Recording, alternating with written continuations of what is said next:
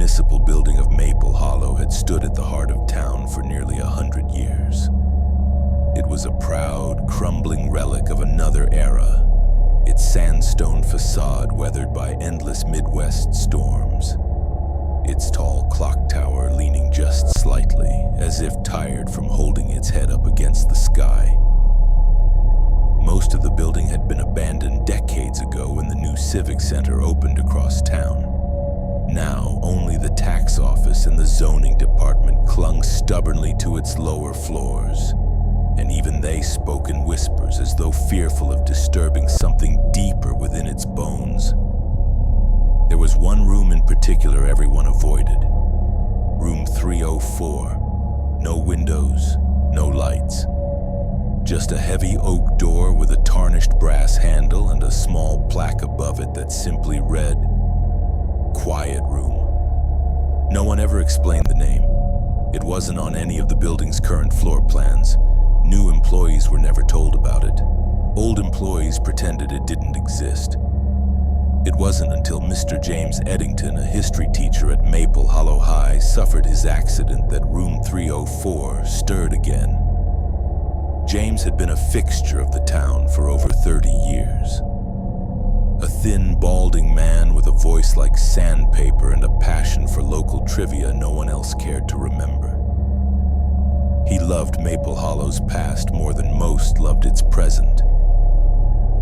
When he collapsed during a lecture, clutching his chest and gasping for breath, the students panicked. The doctors called it a transient ischemic attack, a minor stroke. He was lucky, they said. No lasting damage. He would recover fully. But James knew better. When he came back to town after a week in the hospital, something was off. Colors were muted, sounds muffled. The faces of people he had known for decades looked somehow unfamiliar, their smiles a fraction too wide, their eyes a shade too dark. He first heard the whisper the day he returned to work.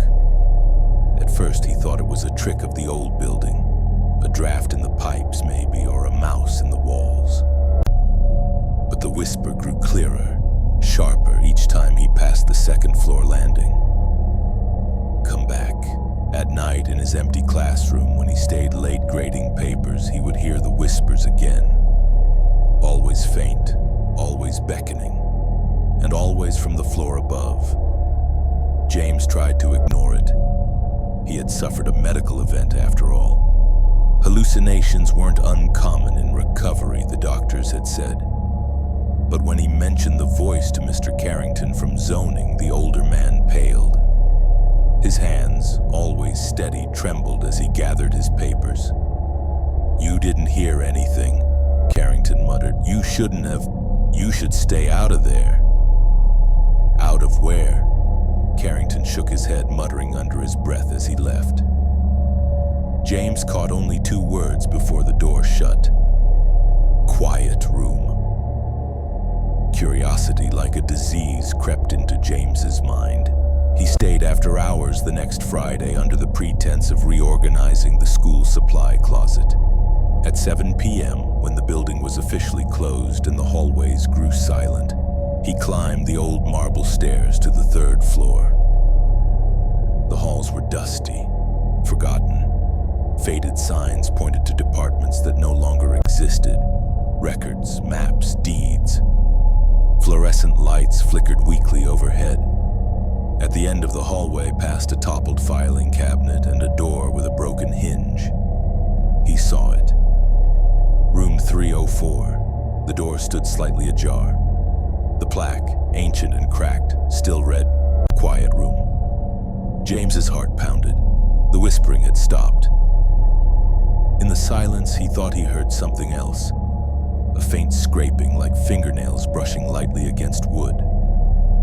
He pushed the door open. Inside, the room was empty. No furniture, no fixtures.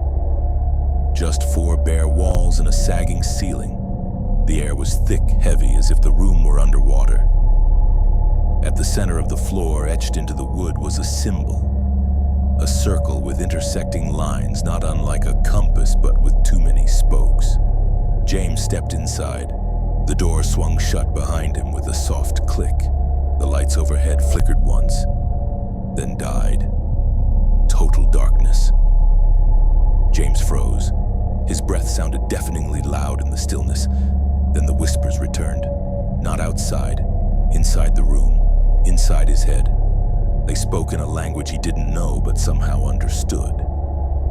You do not belong here. You left. You must stay.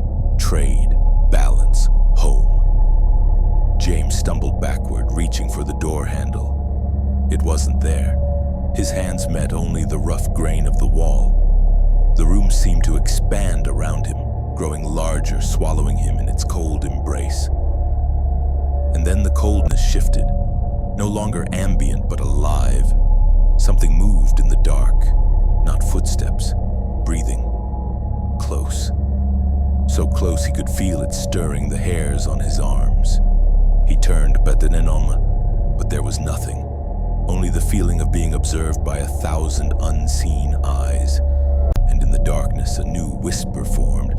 Not many voices now, just one, closer. You stayed too long. When James woke, he was lying on the third-floor landing. The door to room 304 was gone. No door, no plaque, just a stretch of crumbling wall. He stumbled down the stairs, disoriented, half blind with fear. He never spoke of what happened. Not to the other teachers, not to the students, not even to the doctors who, after his collapse in the hallway, insisted he was lucky, again, to have survived.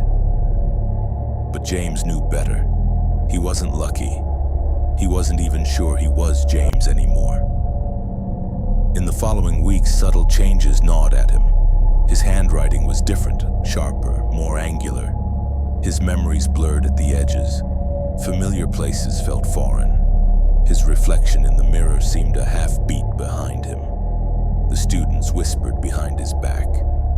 Mr. Eddington's weird now, they said. Different. He didn't correct them, because deep down, he agreed. He was different. He could still feel the quiet room somewhere behind the walls of reality, waiting, pressing its weight against the thin veneer of the world he had returned to. Sometimes late at night, when he passed a mirror or a pane of glass, he would glimpse something else reflected back at him. A door, a brass handle, a dark, endless room. And the thing that waited within, smiling patiently, waiting for him to slip again, just long enough to drag him back across the threshold. The town of Maple Hollow carried on, oblivious. Birthdays were celebrated, taxes were filed. The clock tower continued to lean. But those who worked in the old municipal building learned slowly, instinctively to avoid the third floor. Even the cleaners stopped going up.